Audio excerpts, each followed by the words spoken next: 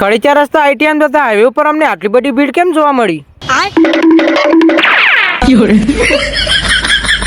अबे साले। તો જય માતાજી મિત્રો, આપણે 30 દિવસમાં 5000 ફોલોવર કરવાનો. આજે છે 11મો દિવસ. સવારમાં ઉઠ્યા આમની મસ્તી તો જુઓ.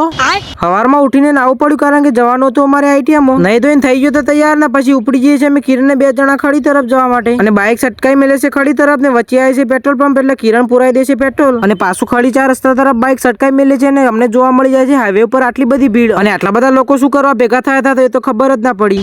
અચ્છા ઠીક હે, સમજ ગયા. અને ઘણા દિવસો પછી પહોંચી જશું અમારી ઔદ્યોગિક તાલીમ સંસ્થામાં અને આપણે આઈટીએમ માં આવ્યા અને ગોગાજીના દર્શન ના કરીએ એવું તો બને જ ના. એટલે ગેટની એન્ટ્રી લેતા જ આપણે ગોગાજીના દર્શન કરી લઈએ છીએ. દર્શન કરીને હેઠતા પહોંચી જઈએ છીએ અમે અમારા રૂમમાં અને રૂમમાં આવીને કરવા માંડું છું લેશન. અને બધા ભાઈઓ રૂમમાં કરવા માંડ્યા હતા લેશન કારણ કે સાહેબે બધાને કીધું કે તમે લોકો કરો લેશન. લેશન કરતા કરતા રિસેસનો ટાઈમ થઈ ગયો તો એટલે પડી જાય છે રિસેસ. એટલે અમે બધા લોકો ચાલી નીકળીએ છીએ બહાર નાસ્તો કરવા માટે અને નાસ્તો બાસ્તો કરીને પાછા આવી જઈએ છીએ અમારી આઈટીએમમાં. અને અમારી આઈટીએમમાં ચાલી રહ્યું છે નવી બિલ્ડિંગો બનવાનું કામ. ત્યાંથી પાછા ચાલતા ચાલતા આવી જઈએ છીએ અમારા રૂમની આગળ ને અમને જોવા મળી જાય છે 2 રમતા ગલુડિયા. એમાંથી એક ગલુડિયાને ચોરી કરી લઉં છું અને ત્યાર પછી ગલુડિયાને કુંફુ શીખવાડવા લાગુ છું. અને આને તો કુંફુ શીખવાડવાના બોને બરાબરનું ધીબી નાખ્યું. अबे साले। भाई यहाँ पे क्या हो रहा भाई, ये कहाँ फंस गया भाई मैं।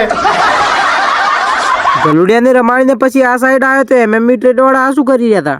એટલી જ વારમાં આખો દિવસ આઈટીએમમાં કાઢ્યા પછી પડી જાય છે હોવા જ એટલે અમે નીકળી જઈએ છીએ ઘર તરફ જવા માટે. અને આઈટીએમમાં ગેટમાં લખેલા એ અક્ષરની ચોરી થઈ ગઈ છે. અને ત્યાર પછી ખડી ચોકડીથી મળી જાય છે બસ. એટલે બસમાં બેને આવી જાઉં છું નિદ્રા અને નિદ્રા અમને આવી જાય તો સુમિત લેવા માટે અને કિશન અમને નિદ્રાથી મળી જાય છે એટલે એને પણ બેસાડી દઈએ છીએ અને આવી જઈએ છીએ ઘર તરફ.